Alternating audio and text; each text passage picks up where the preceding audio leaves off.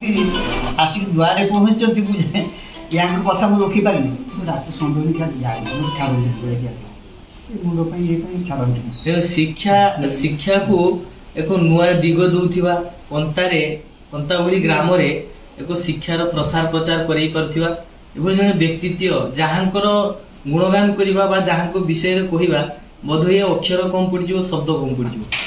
ତେଣୁ ଆମେ ସମସ୍ତେ ସବୁବେଳେ ଭାବୁ ଯେ ଯୋଉମାନେ ବି ଶିକ୍ଷାକୁ ନେଇକି ଆଗକୁ ବଢନ୍ତି ସେମାନେ ସମାଜକୁ ଗୋଟେ ନୂଆ ବାର୍ତ୍ତା ପ୍ରଦାନ କରନ୍ତି।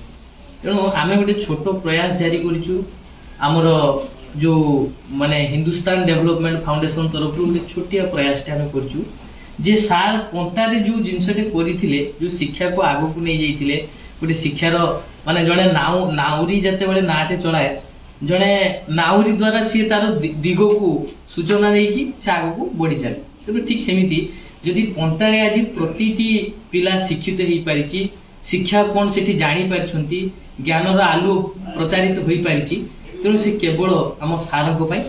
ତେଣୁ ଇଏ ସାରଙ୍କର ଜ୍ଞାନର କଥା କହିଲେ ଆମେ ବୋଧହୁଏ କମ ପଡିଯିବ। ତେଣୁ ସେଥିପାଇଁ ଆମେ ସବୁବେଳେ ଭାବୁଛୁ ଆମର ଛୋଟ ପ୍ରୟାସଟେ ସାରଙ୍କ ପାଇଁ ଆମେ ଯାହା କରିଛୁ ସାର୍ ଖୁସି ହେବେ।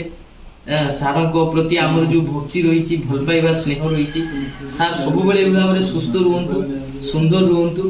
ତେଣୁ ଏଇ ଭଲ ପାଇବା ସାରଙ୍କ ସହିତ ସବୁବେଳେ ଲାଗି ରହିଥାଉ, ଆଉ ସାରଙ୍କର ପ୍ରତିଟି ଆଶୀର୍ବାଦ ଆମ ମାନଙ୍କ ସହିତ